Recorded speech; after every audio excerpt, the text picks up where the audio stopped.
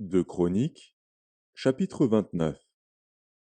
Ézéchias devint roi à l'âge de 25 ans, et il régna 29 ans à Jérusalem.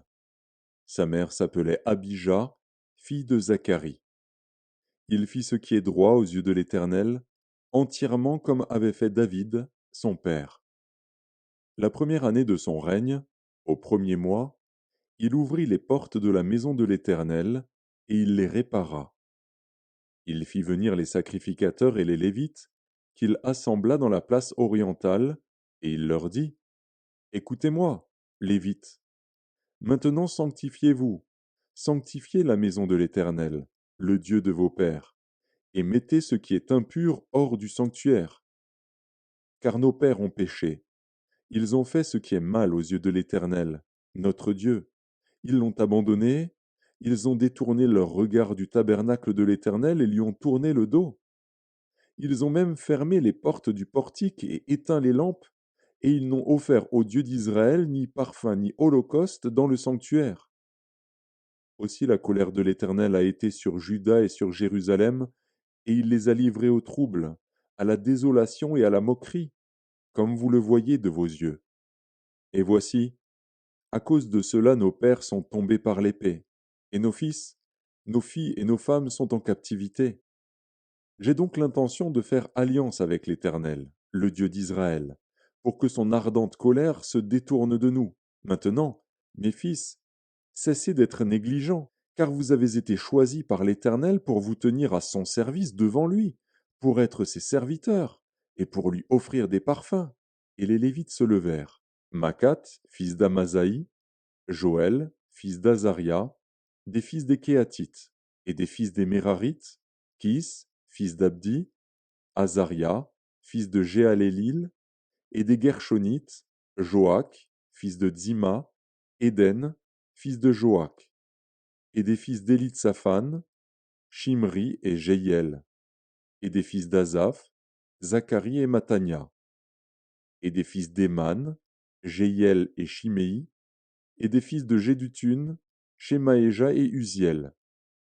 Ils réunirent leurs frères, et, après s'être sanctifiés, ils vinrent pour purifier la maison de l'Éternel, selon l'ordre du roi et d'après les paroles de l'Éternel. Les sacrificateurs entrèrent dans l'intérieur de la maison de l'Éternel pour la purifier. Ils sortirent toutes les impuretés qu'ils trouvèrent dans le temple de l'Éternel et les mirent dans le parvis de la maison de l'Éternel, où les Lévites les reçurent pour les emporter dehors au torrent de Cédron. Ils commencèrent ces purifications le premier jour du premier mois. Le 8e jour du mois, ils entrèrent dans le portique de l'Éternel, et ils mirent 8 jours à purifier la maison de l'Éternel. Le 16e jour du premier mois, ils avaient achevé. Ils se rendirent ensuite chez le roi Ézéchias, et dirent, Nous avons purifié toute la maison de l'Éternel, l'autel des holocaustes et tous ses ustensiles, et la table des pains de proposition et tous ses ustensiles. Nous avons remis en état et purifié tous les ustensiles que le roi Akaz avait profanés pendant son règne, lors de ses transgressions. Ils sont devant l'autel de l'Éternel. Le roi Ézéchias se leva de bon matin, assembla les chefs de la ville, et monta à la maison de l'Éternel. Ils offrirent 7 taureaux, 7 béliers, 7 agneaux et 7 boucs, en sacrifice d'expiation pour le royaume, pour le sanctuaire et pour Juda. Le roi ordonna aux sacrificateurs, fils d'Aaron, de les offrir sur l'autel de l'Éternel. Les sacrificateurs égorgèrent les bœufs et reçurent le sang qu'ils répandirent sur l'autel. Ils égorgèrent les béliers et répandirent le sang sur l'autel. Ils égorgèrent les agneaux et répandirent le sang sur l'autel. On amena ensuite les boucs expiatoires devant le roi et devant l'assemblée, qui posèrent leurs mains sur eux. Les sacrificateurs les égorgèrent et répandirent leur sang au pied de l'autel en expiation pour les péchés de tout Israël. Car c'était pour tout Israël que le roi avait ordonné l'holocauste et le sacrifice d'expiation. Il fit placer les Lévites dans la maison de l'Éternel avec des cymbales, des luths et des harpes, selon l'ordre de David, de Gad le voyant du roi, et de Nathan le prophète. Car c'était un ordre de l'Éternel, transmis par ses prophètes. Les Lévites prirent place avec les instruments de David, et les sacrificateurs avec les trompettes. Ézéchias ordonna d'offrir l'holocauste sur l'autel, et au moment où commença l'holocauste, commença aussi le chant de l'Éternel, au son des trompettes et avec accompagnement des instruments de David, roi d'Israël.